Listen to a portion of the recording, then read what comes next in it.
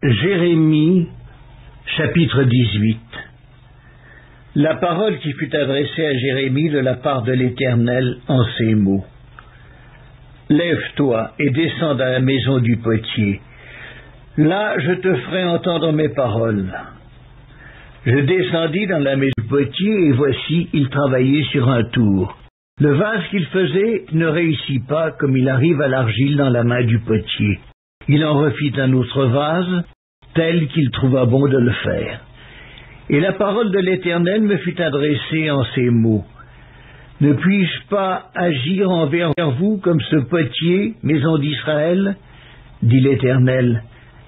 Voici, comme l'argile est dans la main du potier, ainsi vous êtes dans ma main, maison d'Israël. Soudain je parle sur une nation, sur un royaume, d'arracher, d'abattre et de détruire. Mais si cette nation sur laquelle j'ai parlé revient de sa méchanceté, je me repens du mal que j'avais pensé lui faire.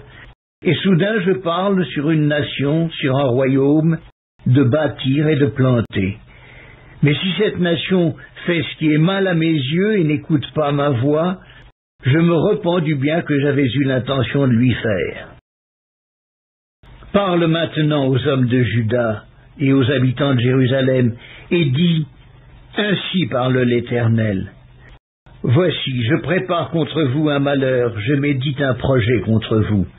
Revenez chacun de votre mauvaise voie, réformez vos voies et vos œuvres.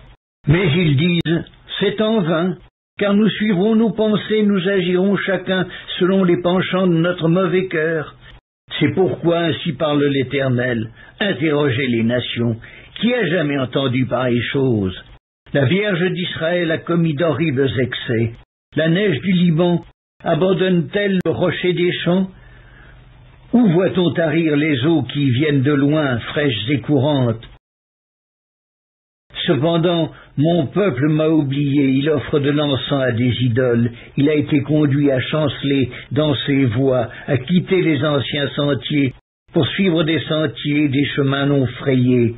Ils ont fait de leur pays un objet de désolation, d'éternelle moquerie.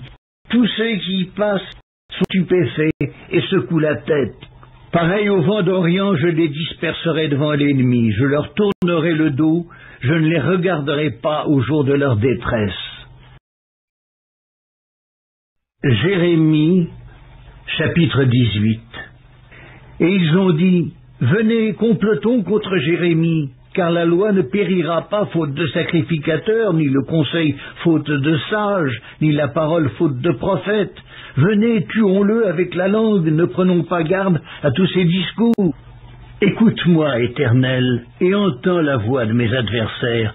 Le mal sera-t-il rendu pour le bien? Car ils ont creusé une fosse pour m'ôter la vie.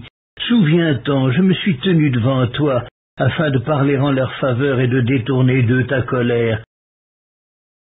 C'est pourquoi livre leurs enfants à la famine, précipite-les par le glaive, que leurs femmes soient privées d'enfants et deviennent veuves, et que leurs maris soient enlevés par la peste, que leurs jeunes gens soient frappés par l'épée dans le combat, qu'on entende des cris sortir de leur maison, quand soudain tu feras fondre sur eux des bandes armées, car ils ont creusé une fosse pour me prendre, ils ont tendu des filets sous mes pieds, et toi, Éternel, tu connais tous leurs complots pour me faire mourir. Ne pardonne pas leur iniquité, n'efface pas leurs péchés de devant toi, qu'ils soient renversés en ta présence. Agis contre eux au temps de ta colère.